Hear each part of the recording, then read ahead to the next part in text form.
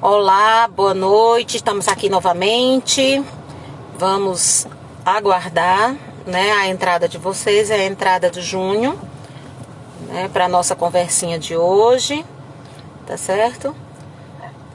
Então, vamos esperar um pouco, tá certo? Vamos lá. Ok, já temos uma pessoa ao vivo. Vamos ver quem é que tá aqui. Quem é que tá chegando. Vamos lá. Oi, Pergaminho e França, querida. Deixa eu acenar pra você, tá?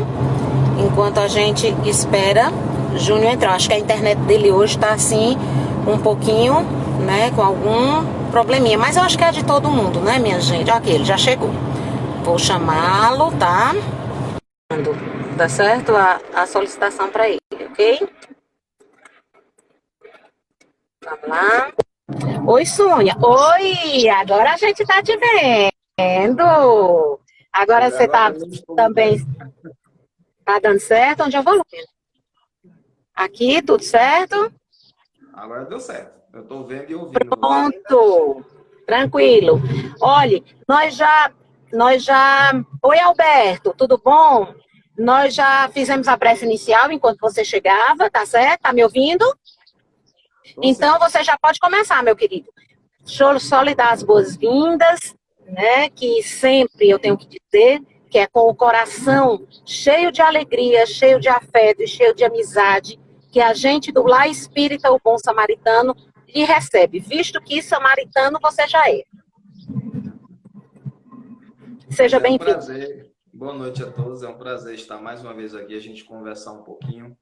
Eu abraço a todos os amigos do Lar Espírita, o Bom Samaritano. É uma satisfação muito grande, né? E estar a gente conversar um pouco e falar um pouco de espiritismo, né? E ontem eu tive a oportunidade de estar em uma casa espírita e já estão abrindo as portas em alguns lugares, né? Hum, E aí todo mundo separadozinho, cada um bem longe do outro. É bem pouquinha gente no centro, porque não pode ter muita gente, mas já com álcool gel na entrada. Então já tem casa espírita abrindo suas portas, mas eu cada casa sei. espírita é uma realidade, né? Cada casa espírita é uma realidade de acordo com as possibilidades A gente dos sabe. espíritos trabalhadores. Júnior, dá para falar um pouquinho mais alto, meu querido? A gente quase não está te ouvindo. É. Bom, o som meu aqui está no máximo. Eu vou me aproximar mais aqui do Pronto, o microfone. meu também. Pois é, eu sei que já tem casa, inclusive muita gente tem perguntado, eu sei que tem muita casa espírita que já está abrindo, mas nós vamos continuar, por enquanto, por aqui. Nós fizemos uma consulta aos trabalhadores da casa, e a maioria dos trabalhadores da casa, eles são do grupo de risco. Então, eles preferiram não retornar, né, por se sentirem ainda, não se sentirem seguros o suficiente. Então, a gente procura exercitar, né, a democracia, né, e visto que os trabalhadores são eles que vão, né, se expor, então a gente procurou respeitar essa vontade. E, a Foi meu até ver, é bom uma você tocar no decisão super. assunto, foi até bom você tocar no assunto, porque as pessoas perguntam muito via Instagram, Facebook, né, o nosso retorno, viu? Então, E é tudo uma bem, podemos decisão começar, né? acertada, gente. É uma Isso. decisão acertada, porque cada casa espírita tem sua realidade. Não dá para a gente querer fazer de uma maneira que todo lugar é igual, não. Uhum. Né? Então, todos os centros espíritas seriam iguais. E não são. Cada Sim, realidade é uma necessidade. Vamos exatamente. falar Cada sobre caso é um caso. valores, né? A crise Isso. de valores na sociedade atual. Estamos vivendo uma crise de valores no mundo de hoje? Ou será que as coisas que estão acontecendo hoje são as mesmas que aconteciam 50 ou 100 anos atrás? É um momento da gente refletir sobre isso. Será Sim. que esses valores que nós estamos tendo hoje são os mesmos valores que se tinham 50 ou 100 anos atrás, né, ou há 1000 anos atrás? Se a gente pensar, a gente voltar em 1000 anos no passado, não se usava a expressão valores. Isso. Essa expressão era muito agradável porque durante o período da Idade Média, em que a Igreja Católica dominou, né, a usura era proibida. A usura é emprestar dinheiro a juros. Então, falar em valores não era exatamente uma expressão muito agradável e usava-se a expressão virtudes.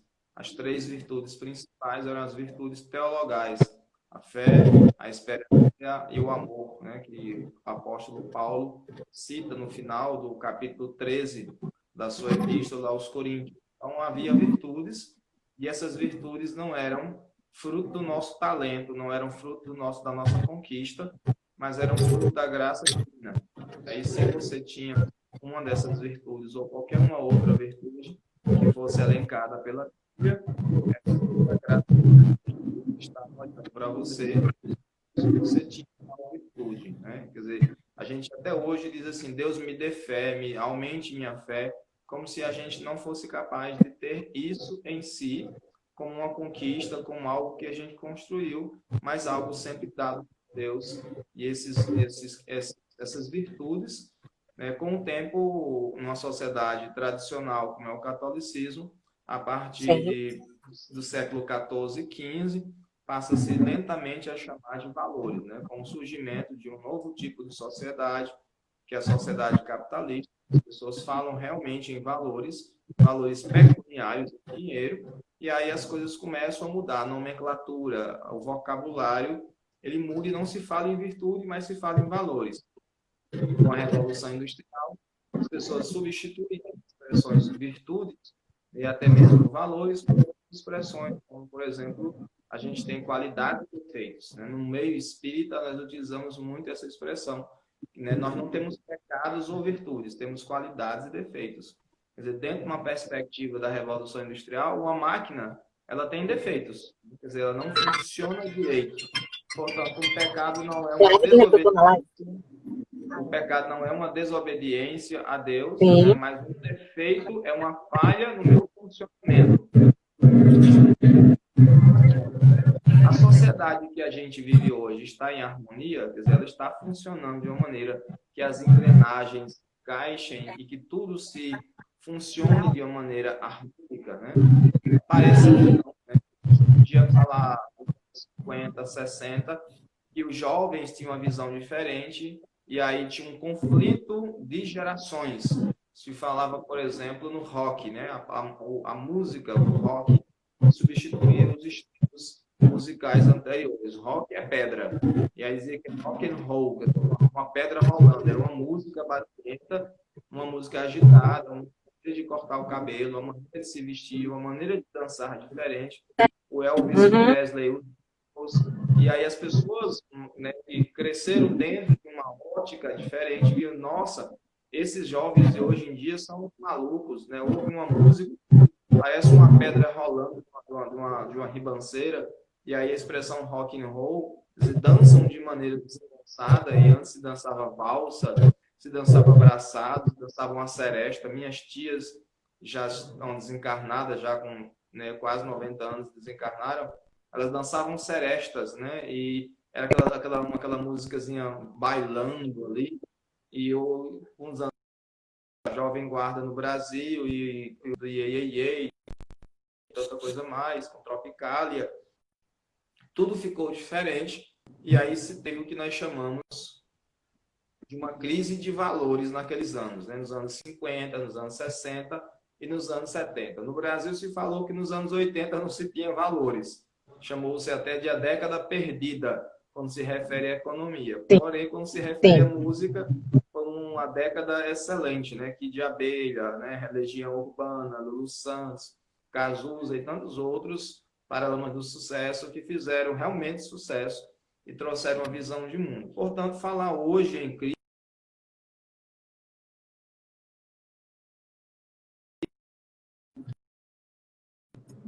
sistema e estamos passando de um sistema para o outro. Em história, a gente diz que a crise é um momento de você passar de um sistema para o outro. Crise não é bom, crise não é ruim. A crise não é boa, a crise não é ruim. A crise é essa transição de um momento para o outro. Então, estamos vivendo, como passamos nos anos 50 e 60, uma crise de valores, quer dizer, porque estávamos passando de um sistema onde saímos do início do século XX, chegamos após a Segunda Guerra Mundial e as coisas mudaram, elas estão anos 80, 90, elas deram uma tranquilizada e agora a gente cada vez mais passando por essa crise. Essa crise não é somente hoje cultural, mas é também uma crise política, principalmente. São visões de mundo, são pessoas que defendem pontos de vista que são bem diferentes um do outro e que as pessoas hoje, tudo o que olham, olham sempre com esses pontos de vista, né, de um grupo A e um grupo B, e um grupo A atacando o grupo B e vice-versa, sendo seus pontos de vista equivocados. Aí a gente começa, joga isso para a ciência, joga isso para a religião, joga isso para o comportamento. Várias vezes, né, durante palestras, eu ouvi pessoas dizer assim, tudo que está acontecendo hoje é por conta de falta de valores familiares. E eu sempre questiono quais são esses valores familiares. De que família estamos falando? Que é a família brasileira, mas assim, se a gente pensar na família alemã nos anos 30, 40, essa família alemã vai montar o nazismo e que vai dar origem à Segunda Guerra Mundial. E eles, lá na Segunda Guerra Mundial, durante a Segunda Guerra Mundial, os alemães diziam assim, nós somos o país mais avançado, nós temos os melhores cientistas, nós temos grandes filósofos, né, que surgem durante esse período, né, o Karl Marx, o Hegel e tantos outros grandes compositores como Beethoven e por aí vai. Então, eles tinham a filosofia, tinham uma música, o Faulkner, como diz, né, que é um compositor alemão, eles tinham filósofos, tinham cientistas, tinham tecnologia, tinham uma sociedade muito organizada, produtiva. Então, a sociedade alemã nos anos 30 e 40, 30 saindo de uma crise que eles perderam a Primeira Guerra Mundial, mas era uma sociedade profundamente evoluída, profundamente desenvolvida. Porém, foram responsáveis pela matança de mais de 6 milhões de judeus, né? 40 a 50 milhões de vidas se perderam numa guerra provocada por essa família alemã. Então, a gente fica perguntando que valores familiares seriam esses? Que valores que nós podemos identificar como sendo valores válidos para a nossa sociedade de hoje? Se a gente pensar na família de 50 anos atrás, onde o divórcio praticamente não existia, né, até não era legalizado no Brasil, ainda quando passa a ser legalizado, onde você tem uma família tradicional com homem e mulher, pai e mãe e filhos, nós temos hoje uma sociedade onde as mães ocupam o papel de mãe e pai dentro de casa. São as provedoras do lar. E essa sociedade que existe hoje não tem como voltar atrás. Não tem como fazer com que essas pessoas comecem a agir como agiam 50 anos atrás. Quais são os valores familiares de 50 anos atrás? Uma sociedade machista, onde o homem estabelecia tudo, dizia a maneira como a mulher se vestia, a maneira como a mulher pensava, batia na mulher. Mas é uma sociedade misógina, onde o homem é o centro de tudo, a sociedade é feita para o homem, o banheiro é feito para o homem, né? As roupas são feitas para o homem, né? Uma sociedade profundamente patriarcal, onde tudo é decidido a partir da masculinidade, e uma sociedade violenta, onde a educação dada pelos pais é a educação da tapa na orelha. E aí a gente vê hoje um outro tipo de sociedade, onde os papéis familiares não são os mesmos. Então, falar em valores familiares, ou falar em valores no dia de hoje, a gente deve estar falando realmente do banco. Tá? Valores pecuniários, valores realmente do banco. Porque em casa, essas virtudes que nós gostaríamos de ter, hoje a gente troca por outras especificações ou outros vocabulários. É melhor ter uma vida santa ou é melhor ter uma vida equilibrada? Já falei isso. E o que é vida santa, né? Pois é, as pessoas usam muito essa expressão em algumas religiões, dizendo que é preciso que as pessoas tenham a agir conforme a Bíblia ou conforme as Escrituras Sagradas, de viver santamente. Porque a gente se reprime muito, deixa de viver um monte de coisas que a sociedade de hoje coloca como importantes, e a gente hoje entende que é preciso ter uma vida equilibrada.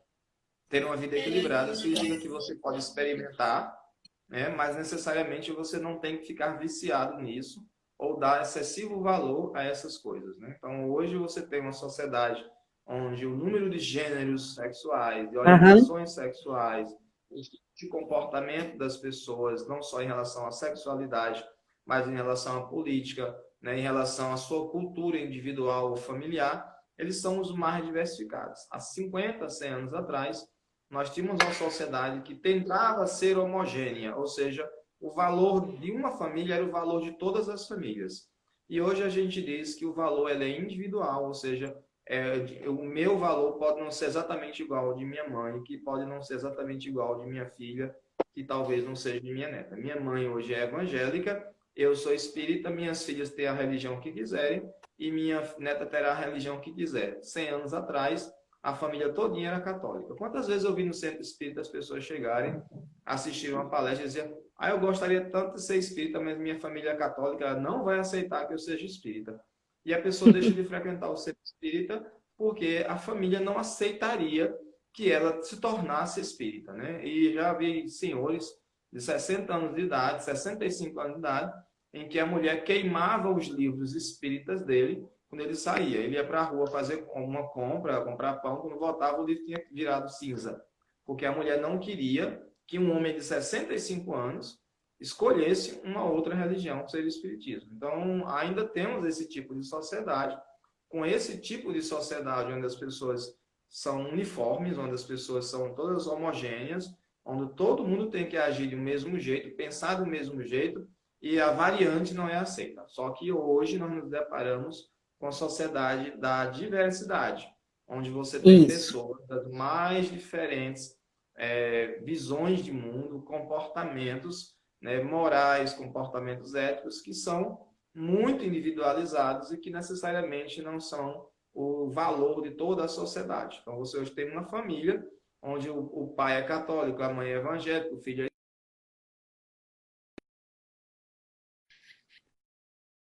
Né? Tem uma sociedade hoje que duas mulheres podem casar legalmente, ter filhos, adotar filhos, né? Dois homens podem casar legalmente, adotar filhos. Já se estuda e já se conversa sobre o poliamor, onde dois homens possam conviver com uma mulher, ou duas mulheres com um homem, ou várias pessoas morando juntas e serem admitidas como casais, né? Quer dizer, ter um tipo de relação afetiva que seja reconhecido por lei. Em alguns lugares do mundo já existe isso, reconhecido por lei. Quer dizer, o amor, ele sai daquela situação de homem e mulher, de um grupo fechado, para que esse amor se universalize.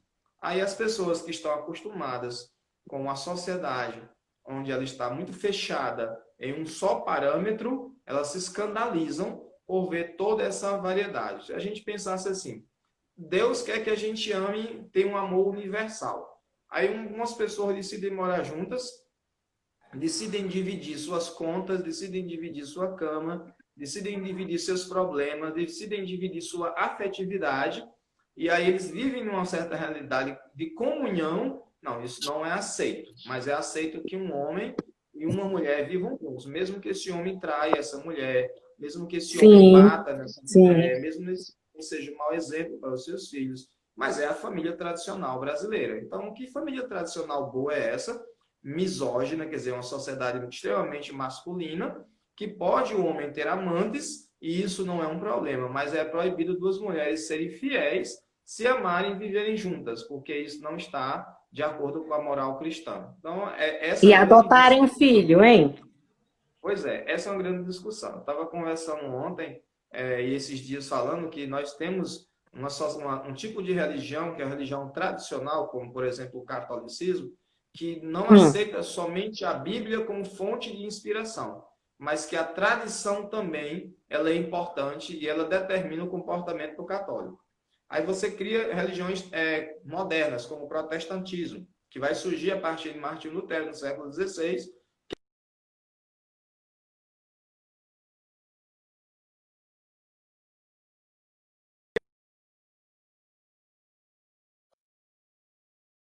aquilo que está escrito lá, são as pessoas têm que seguir a Bíblia.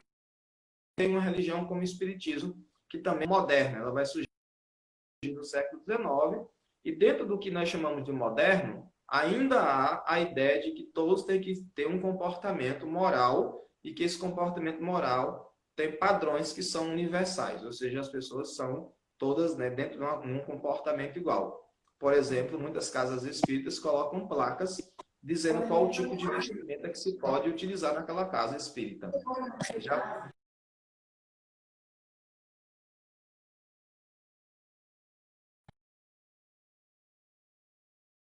permite tomara que caia, blusa de alcinha. É engraçado, eu não vejo uma placa que os homens não podem entrar sem bermuda, que os homens não podem entrar sem camisa, que os homens não podem isso. Quer dizer, coloca um monte de valores que é pregado na parede e esses valores se referem à mulher. A mulher é a tentadora, a mulher é a tentação. Sempre, né? A mulher tirou a cama Nós vamos conversar muito sobre isso na próxima semana, porque a mulher do Evangelho, que é a minha fala, nós vamos falar muito disso.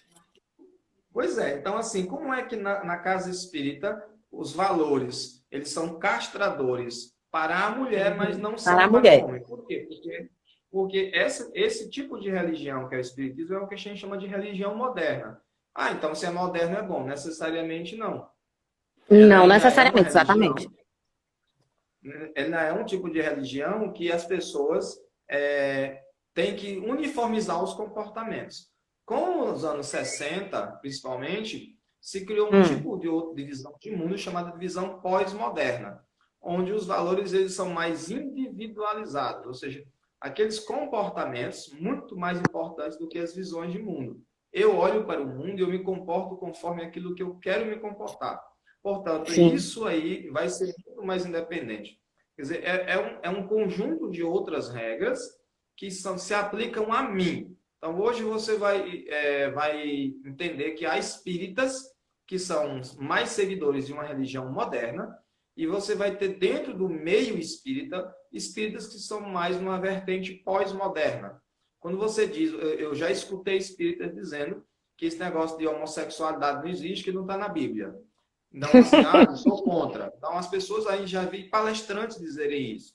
Nos anos 60, 70, J. Herculano Pires, que é um grande escritor, é considerado o homem que melhor entendeu Kardec no Brasil, deu entrevistas dizendo que o homossexual tem que se conter, que isso vai passar, que isso é uma fase e que a pessoa tem que conter sua homossexualidade. Na época eu usava a expressão homossexualismo. Então você tem um grande escritor como Herculano Pires, livros que eu li de Herculano Pires, com muito respeito, mas ele tinha uma visão dos anos 60, que a gente chama de visão moderna, ou seja, ela ainda é uniformizante, onde as pessoas têm que agir todas do mesmo jeito, lá só dois gêneros e acabou-se. Isso só para se referir à sexualidade, né? Você tem, por exemplo, Chico Xavier, durante o Pinga Fogo, elogiando os militares durante o período da ditadura militar, onde as pessoas eram levadas aos porões, onde as pessoas eram torturadas, as pessoas eram mortas, desapareciam. Você vê também Divaldo Franco elogiando grupos determinados de política. Então, você vai ver hoje, nos dias de hoje, as pessoas trazendo a política para dentro das casas espíritas, para dentro dos movimentos espíritas, de movimento cultural, porque vai de acordo com cada região, com cada estado, e isso é a nova sociedade, são os novos valores.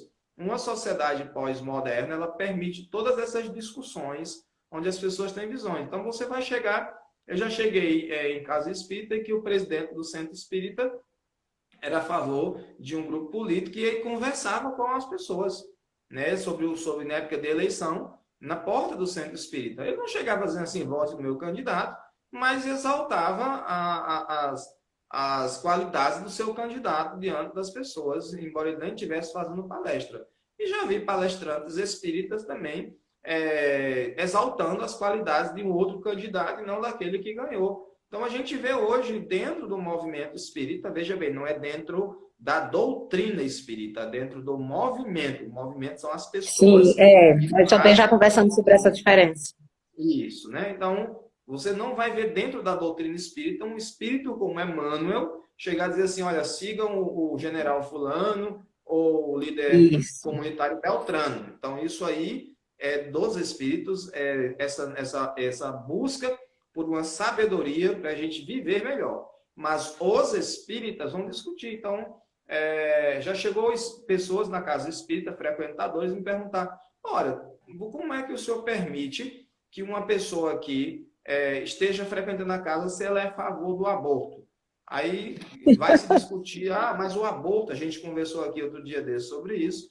Mas em que condições acontece o aborto? Por que o aborto, né? E aí outra pessoa chegar e dizer assim, como é que o senhor é espírita e permite dentro da casa espírita que duas mulheres se amem e se beijem? Eu digo, engraçado, o senhor já alguma vez reclamou de um homem e de uma mulher se beijar, mas duas mulheres não podem se beijar.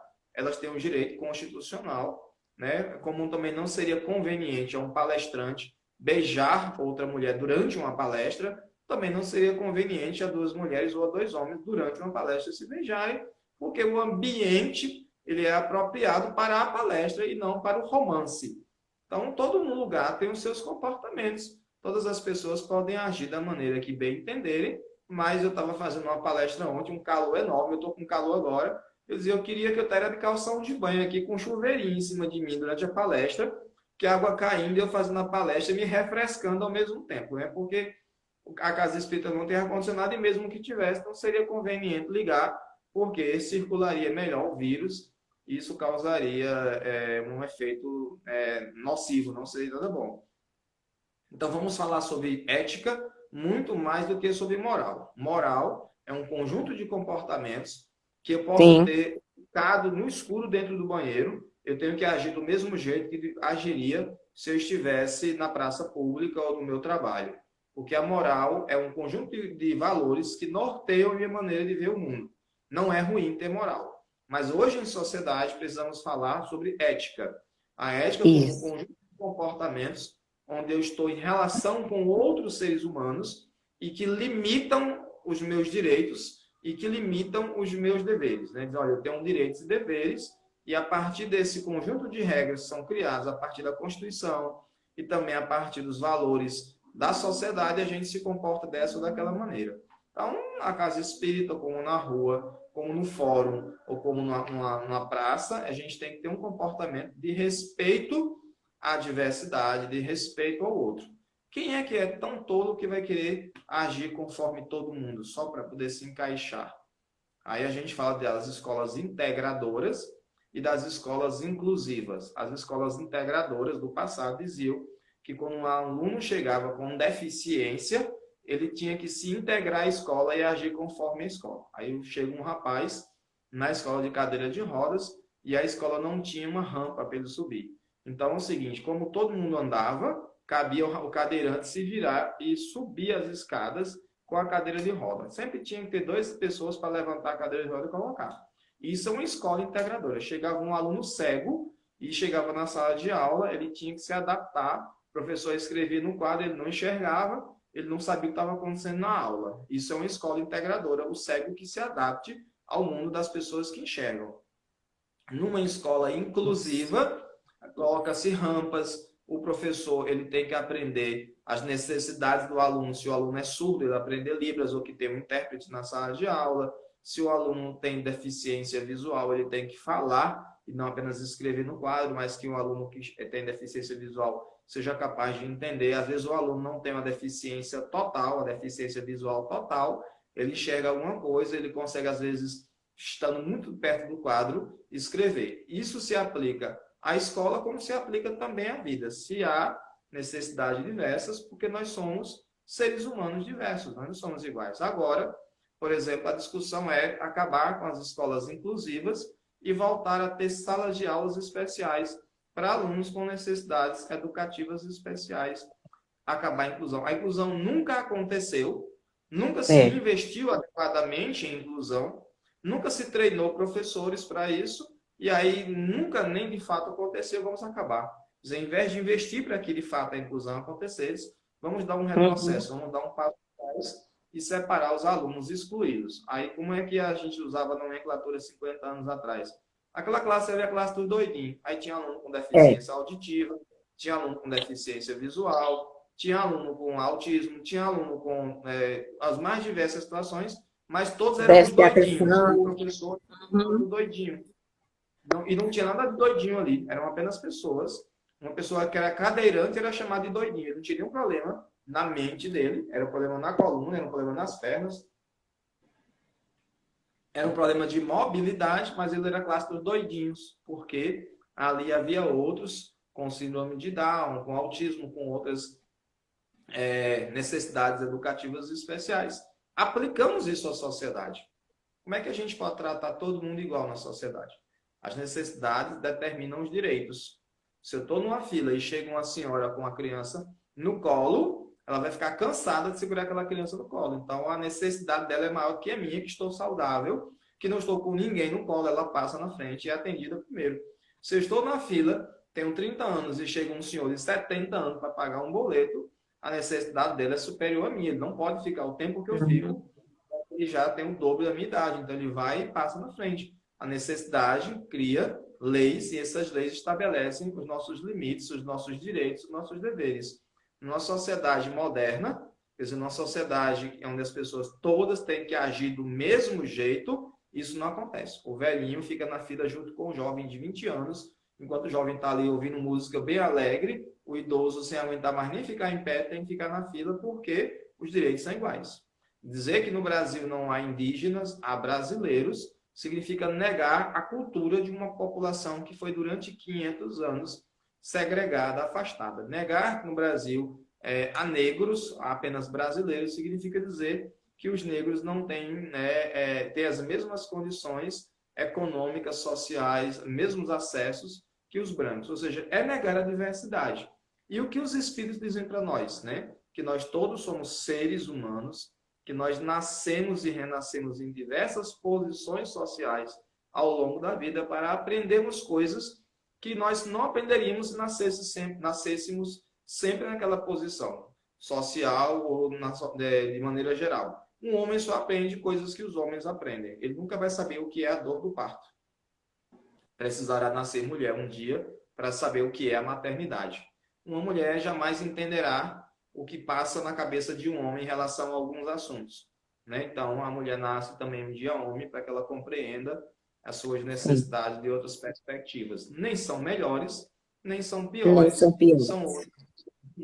Então, eu pergunto, quais são os valores que seriam aqueles ideais para a sociedade e que todos deveriam, independente de orientação sexual, de gênero, de posição política, de classe social, de religião, que poderiam seguir e que não ofenderiam uns aos outros. É uma coisa da gente pensar. Que valores seriam esses? Você, o que é que acha? Você está perguntando a mim? Eu estou perguntando a você, a gente interagir. Pronto. É porque fica travando um pouquinho e às vezes atrasa um pouco o áudio. Mas, assim, eu acredito que os valores ideais são os valores em que a gente consiga se aceitar, né? E que a gente consiga não fazer mal, primeiro, nem a nós e nem ao próximo. Pois é. Uma sociedade passiva, os espíritos dizem que o problema do mundo não são os maus, são os bons que são muito tímidos. E os maus acabam, né? Que acaba, exatamente, permitindo, né? Uhum. Então, a gente olhando para uma sociedade hoje, sendo bem pessimista, dá a impressão que a maior parte da população é má. E que a maior parte da população, sendo mal, ele governa o nosso mundo, governa a nossa sociedade. Bom, na verdade, a gente olhando um outro aspecto, eu acho que a nossa sociedade ela é muito boa, ela é muito solidária, ela ajuda muito o seu semelhante. As pessoas ajudam uns aos outros. Agora, há pessoas más. Os meios de comunicação, eles não mostram o tempo todo pessoas que fazem bem. É uma coisa assim extraordinária. Mostra toda hora violência, mostra toda hora morte, mostra toda hora a mulher que morreu, que mata. Quer dizer, acontece. Isso tem que ser noticiado. Mas isso aí ganha um grande papel, uma relevância enorme, né, na televisão, nos meios de comunicação. E a bondade é colocada como um ato heróico, que não é do dia a dia. Fulano realizou um ato heróico. Aquele rapaz que salvou uma criança do cachorro na rua, colocando a criança em cima do carro, e o cachorro tentando atacar a criança, ele subiu no carro também, protegendo a criança. É um ato heróico. Bom, é heróico sim, mas a ideia de heroísmo é como se fosse uma exceção à regra, como se ninguém fizesse isso. E, na verdade, a gente vê isso toda hora. Uma pessoa ajudando um idoso a atravessar a rua, a gente vê uma pessoa na fila que chega lá e a gente, às vezes, cede a posição para essa pessoa. São coisas muito simples, sabe? Hoje eu fiquei muito perturbada, Adriana, que eu fui a um Sim, supermercado fazer compras e na hora que eu fui pagar, deu um problema no cartão que descontou do meu cartão, mas o supermercado não recebeu, né, o crédito lá. E aí sim. tinha uma fila atrás de mim, eu já tinha passado bem uma meia hora na fila, e as pessoas que estavam atrás de mim começaram a reclamar, e o que eles diziam era assim: cancele a compra dele e passe a minha. Eu lá angustiado, porque não podia sair com minhas compras, porque o supermercado não liberava, tinha que esperar que o Minha valor fosse nossa. devolvido, passar as compras de novo. Né? Eu digo, vou perder meu 100 reais aqui numa época tão difícil, né? Passar a compra duas Uhum. vezes, sem saber quando. E E nem o que não fosse uma supermercado, época difícil. pois é, Não tem que mas o perder o dinheiro, supermercado, né? pois é, mas os funcionários, tudo tranquilo, sabe? Todos educados, me atenderam muito bem. Disse, olha, tenha paciência, que vai já já ser devolvido no seu cartão, você vai receber a mensagem e a gente passa de novo sem nenhum problema. Eu perdi 15 minutos da minha vida, sabe? Mas as pessoas na fila ficaram revoltadas e acusavam a mim e não o supermercado. No meu Eu cartão não deu certo, o que acredito. não deu certo foi no supermercado. Mas as pessoas, o que me incomodou foi a falta de empatia das pessoas, sabe? Aquela Sim. coisa assim, a diferença moral que os espíritos falam no Evangelho segundo o Espiritismo. O mal do nosso tempo é a indiferença moral. Quer dizer, ninguém chegou lá e disse assim: ei, como é que eu posso ajudar a resolver isso aí? O rapaz parece Uhum. estar angustiado e tal. Não, ninguém estava nem preocupado se eu ia ter um prejuízo ali, se ia acontecer alguma coisa. As pessoas só queriam ser atendidas e ir embora. Ninguém estava nem aí. E eu tive que ficar de costas e ouvir piadas como se o problema fosse meu e o problema era do supermercado. E aí o caixa que eu estava foi fechado e as pessoas foram para outro caixa e ficaram resmungando, eu tive que ficar ouvindo. Então, o que me incomodou não foi o 15 minutos da minha vida, realmente, sabe, eu acho que o planeta deve ter virado ao contrário, mudado a rotação. Mas, assim, eu gostaria de ter ido embora logo. E até resmunguei também com a moça do caixa, disse, tomara que isso não aconteça de novo. Não é nem tanto pelos 15 minutos, mas pelo constrangimento, né, das pessoas ficarem olhando para mim como se eu tivesse feito um ato terrorista ali, com uma coisa muito ruim que Uhum. eu tivesse, como se eu tivesse agredido uma velhinha, como se eu tivesse batido uma criança, apenas um problema pequeno no cartão de crédito que 15 minutos se resolveu, mas as pessoas... Então, o que me incomodava é essa indiferença das pessoas, sabe? Essa falta de empatia, dizer assim, nossa, o rapaz está passando ali por um momento de angústia, né, tal, vamos tentar entender, chama a moça, e educadamente, não. Fala várias pessoas, e pessoas de várias idades. Um senhor de 50 anos, outro de 60 anos, outro de 40 anos, pessoas reclamando muito e apontando para mim como sendo causador de um transtorno muito grande na vida deles. Eles perderam 15 minutos da vida deles. Eu acho que eles não vão recuperar nunca mais. Eu acredito que eles devem ter ficado até Com pobres, certeza, né? porque tudo é o que a Se gente as sente. pessoas... E aí eu fiquei bastante pensativo sobre isso ao longo do dia, sabe? Ao ponto de falar isso aqui, algo pessoal, não íntimo, mas algo pessoal, que é uma grande dificuldade do dia de hoje, né? Que é justamente essa indiferença. O problema é teu, resolve. Não tem nada a ver comigo. Então, estão queimando lá na Amazônia. Estão queimando no Pantanal. Não é aqui no Cariri. Então, não chegou Né? aqui, então não é problema nosso. Mas aqui está pegando fogo, viu? Que o meu bairro só vive cheio de queimada. Toda hora as pessoas colocando fogo. Num calor insuportável esse. Então, assim, não é problema meu. Está faltando água no bairro vizinho. Mas não está faltando no meu. O problema é do bairro vizinho. Quer dizer, essa indiferença moral é o grande problema na nossa sociedade. Porque se o presidente, ou o vereador, ou o prefeito, ou sei lá qual foi o político, o senador, o deputado, ganhou, mas ele não tem nada a ver comigo, é problema deles, eles defendem as bandeiras deles lá. E essa indiferença é que elege político ruim, pessoas mau caráter dominam a sociedade, pessoas que têm dinheiro cada vez mais estabelecem quais são os pontos de vista, os valores. Olha, agora se faz dessa maneira, então todo mundo tem que agir dessa maneira, porque o fulano ali é importante e disse que é dessa maneira. Ele disse no canal do YouTube dele, ele disse no programa de televisão dele, e é assim que a gente deve agir. Chegou o palestrante na casa espírita e disse dessa maneira, e o nosso senso crítico. E a nossa maneira de entender o mundo, ela passa pela minha interpretação do mundo. E qual é a minha interpretação do mundo? Ela é uma interpretação boa? Uma vez eu estava assistindo uma reunião, e era de escola, uma reunião pedagógica, e uma diretora de escola chegou nessa reunião, tomou a palavra, quem estava coordenando era uma coordenadora da escola, e aí ela falou durante 1 hora somente coisas a respeito de Paulo Freire, né? Falando mal de Paulo Freire, falou mal como Paulo Freire destruiu a sociedade. E eu fiquei em silêncio. Ela achou estranho porque eu tinha feito uma pós-graduação onde eu havia estudado e lido os livros de Paulo Freire e escrito textos sobre Paulo Freire. E aí, quando terminou a palestra dela, ela me chamou e disse: Júnior, você não vai dizer nada? Eu disse: eu não sei o que dizer. Você já disse tudo o que tinha para dizer do que você pensa sobre Paulo Freire. Aí eu perguntei para ela, disse: me diz uma coisa, quais livros tu leu de Paulo Freire? Ela disse: eu quase terminei de ler A Pedagogia do Oprimido. Eu disse: nossa, você fez uma palestra sobre uma pessoa que escreveu dezenas de livros, tem E você não leu nenhum? textos. A vida dele, ela não leu nenhum, mas sabia fazer uma palestra de 1 hora sobre ele.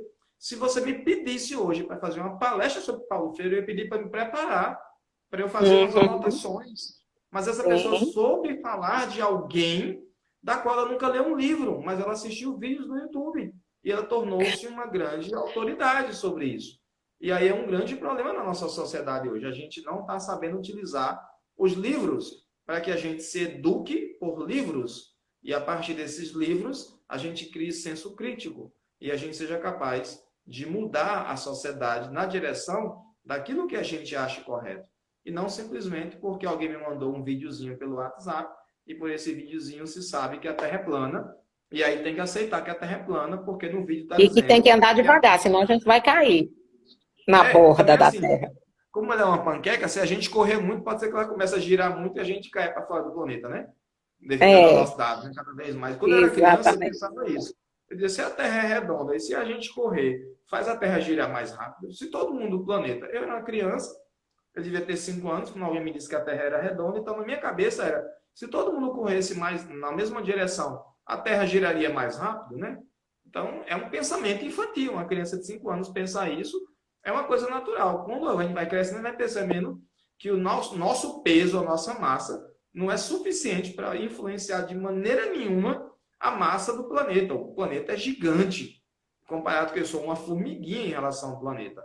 Então, como criança, eu pensava, se todo mundo correr da mesma direção, vai acontecer da mesma direção e no mesmo sentido, a Terra vai girar mais rápido, porque a gente está correndo igual alguém corre em cima de um brinquedo num parquinho de diversões.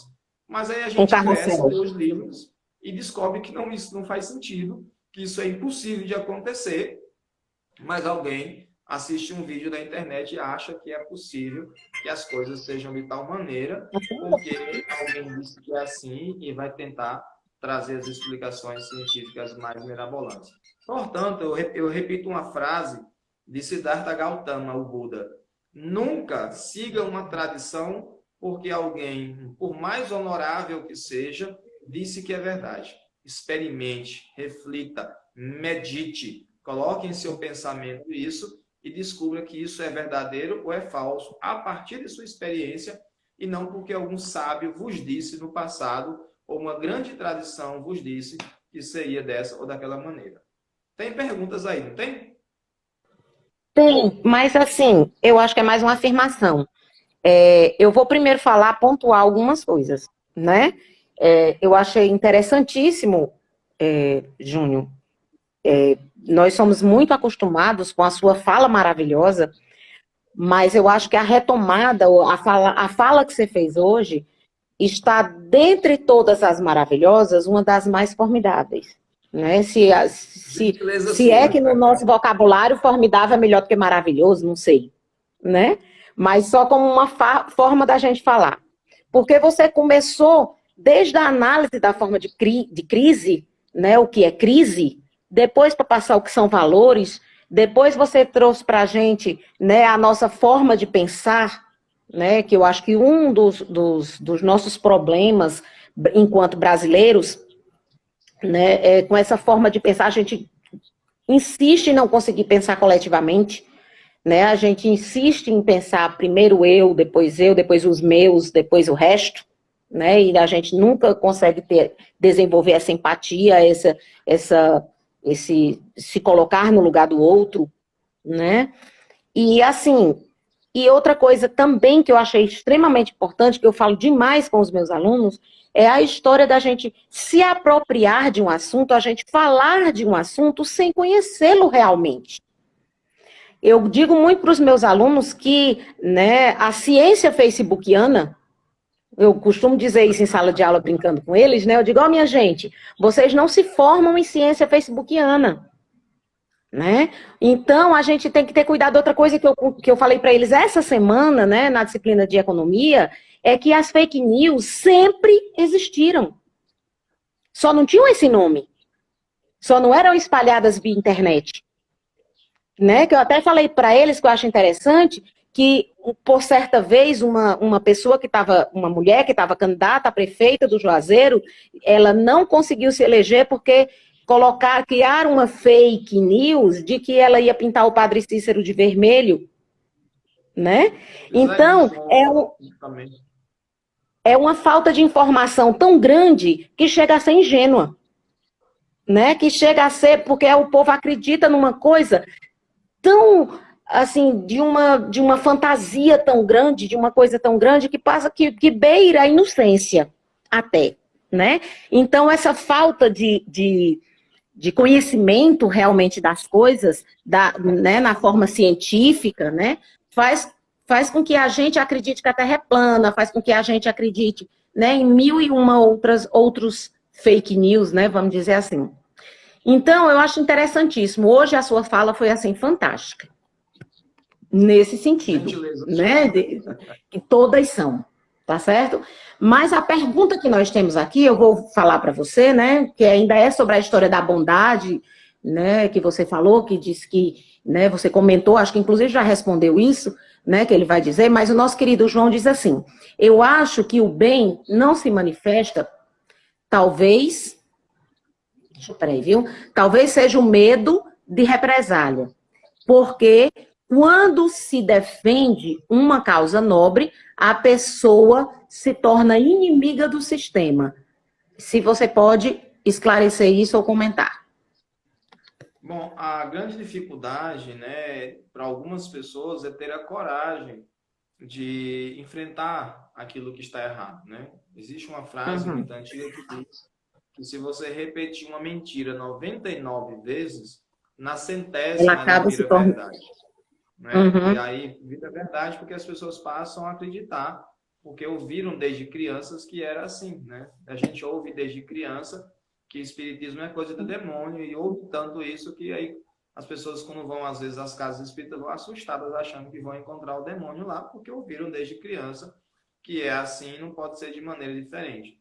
Mas é preciso ter uma grande coragem, né? E a gente, isso não é uma coisa de heróis, é uma coisa do dia a dia. Isso. É uma grande coragem para a gente dizer, para a gente afirmar aquilo que é considera importante. Então, como professor em sala de aula, muitas vezes eu tive que falar coisas que o diretor não gostava, mas eu achava que era o correto. Ah, mas isso aí fere não sei o quê. Sim, tudo bem, mas eu acho que isso é o correto. É com base na minha visão de mundo que eu vou falar isso. Não é para formar a cabeça do jovem, mas eu não posso me dizer que isso ou aquilo ali está certo se eu sei que está errado, porque faz parte, né? Então, assim, a gente tem que mostrar às pessoas e ter coragem, sabendo que pode ter represálias. É quando a gente, às vezes, durante uma reunião na escola, em que os professores todos em silêncio, porque o diretor está dizendo as coisas mais absurdas, e você faz um questionamento e o diretor não sabe responder, depois o professor vem, tu é doido, tu tá indo contra o diretor. Eu disse, gente, o que ele falou ali, para mim não faz sentido, né? Uma coisa absurda isso aí, mas essa pessoa está dizendo isso. Então a gente tem que ter essa coragem, seja em família, né? Uma pessoa que chega na casa espírita, olha, eu não posso mudar de religião, porque minha família não aceita. E aí eu lembro de uma vez que um espírito disse na casa espírita, uma pessoa que chegou lá para uma consulta, né, a espiritualidade, e a espiritualidade perguntou para elas, minha filha, quando você morrer, quando você chegar do lado de cá, e que as pessoas, que os espíritos lhe perguntarem assim, como é que você viveu sua vida? Você vai dizer, não, eu não fui feliz porque minha sogra não deixou. Sim, mas Deus deu a vida a você, não foi sua sogra. Não foi essa eu não fui feliz porque meu marido não me deixava fazer isso. Sim, mas Deus deu a sua vida a você ou ao seu marido? Então, é preciso Uhum. ter coragem para viver a própria vida. A própria, muito Sabe, bem. Uhum. sem que as pessoas vivam a minha vida. Eu tenho que ter coragem de me separar de uma pessoa ou de me aproximar de uma pessoa, porque essa pessoa tem valores iguais aos meus ou essa pessoa tem valores com os quais eu não me identifico. Então, é preciso um ato de coragem para viver. Porque para não viver, basta a covardia. Basta agir como todos fazem, porque eu não quero me prejudicar. Mas para viver, é preciso um ato de coragem. E quando eu digo viver, é viver mesmo aquilo que você acredita, as coisas que você quer fazer, as coisas que você quer transformar em realidade na sua vida. Quanta gente Sim, está casada, 30 anos casada, mas não se separa com medo do que a sociedade vai dizer, do que aquilo que a gente aprendeu como verdadeiro, né? Quantas pessoas não estão no mesmo emprego a vida inteira porque não têm coragem de buscar um emprego novo que lhes dê mais satisfação? Ah, mas eu sou funcionário público, eu ganho bem, mas eu não sou feliz nisso aí. Eu seria feliz fazendo, sei lá, abrindo um restaurante, porque eu adoro cozinhar, mas eu sou funcionário público. Então, por sua falta de coragem, a pessoa não é feliz. Ela está naquele lugar ganhando aquele dinheiro, que é importante, mas não está realizada. Então, a coragem é um dos elementos fundamentais para que esse gente seja capaz de viver. E isso, às vezes, significa desobedecer o sistema em que nos encontramos. Tem mais coisa? Tem mais excelente. comentário? Não, não, eu acho que a gente já pode se encaminhar, tá só contribuindo, dizendo que acredito que nos aceitamos como somos, né? Que torna esse processo possível. É isso mesmo. É isso aí, Keliane. Saudade, viu, gatinha? Então, eu acho que a gente já pode se encaminhar para as considerações finais, né? Para a gente poder, porque já são 20h31, e com certeza a gente sabe que o Instagram ele encerra sozinho, né? Então, você pode concluir para a gente fazer a prece final. Você pode fazer a prece para a gente, não pode, meu amor? Sim. Vejam bem, só para a gente pensar, né, a Kátia está aqui, minha esposa, falando, sobre um fato aí que umas pessoas processaram um professor porque ele distribuía ração para os gatos, então ele estava aumentando a proliferação de gatos na cidade. Sim, E aí processaram o professor, né?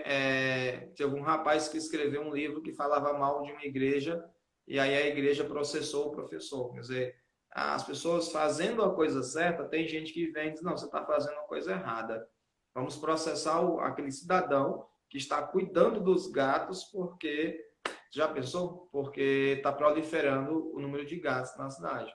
Em vez de ir lá ajudar a cuidar dos animais, a castrar os animais, a dar atenção a eles, vamos prejudicar quem está tentando dar uma atenção a esses seres, né, de rua que estão passando pelas mais, agora nesse calor, né, se não colocar um pouquinho de água isso. para eles, E também durante a beber. pandemia também. Uhum. Mas tem muita gente aí fazendo ações para cuidar. Eu tenho 4 cães, eles sempre participam da minha live. Não sei por que hoje eles não quiseram participar da live, não disseram nada. Eles ficam lá na frente, latindo. Eu estou aqui no fundo da casa.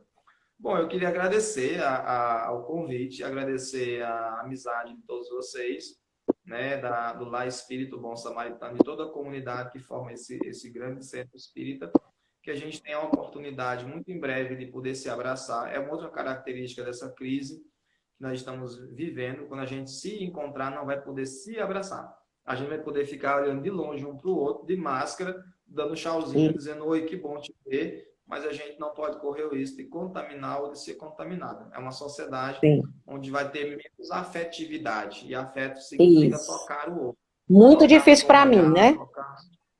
Pois é, para mim também, que adoro abraçar as pessoas. Então, Eu. tocar o outro, sabe, encostar a mão no ombro da pessoa, passar a mão no cabelo, abraçar, dizer como você é importante. A gente vai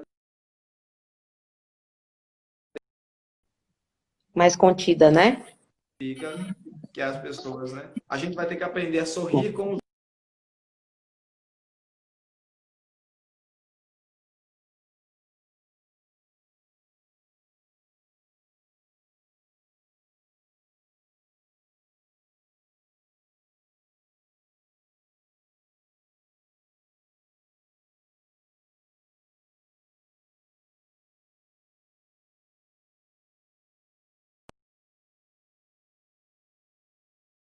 muito ligados à unidade.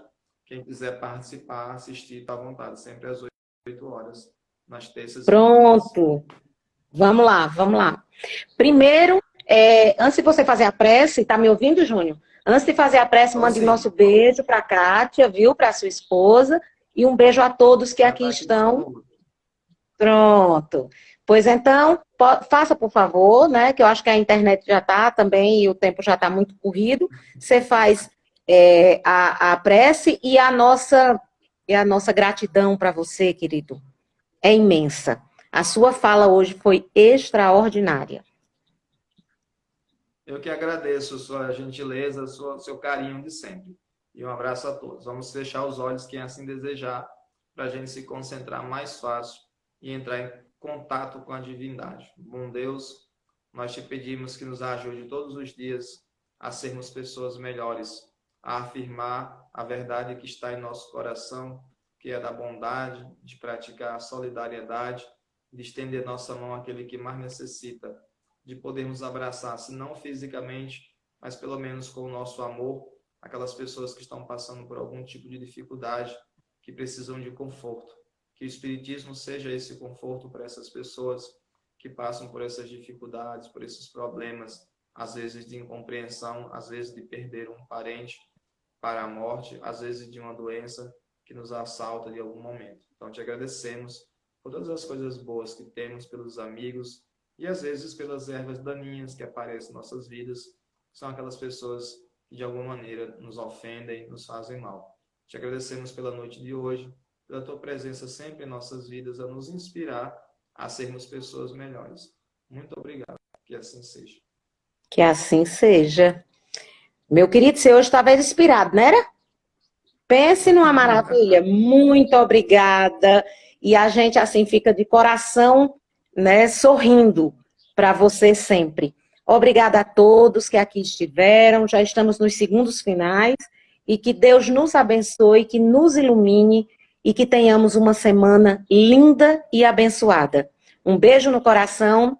Um beijo enorme, um beijo samaritano para você, para sua esposa, para todos que estão nos ouvindo. Um beijo e fiquem com Deus. Tchau, tchau. Obrigada. Tchau, um abraço a todos.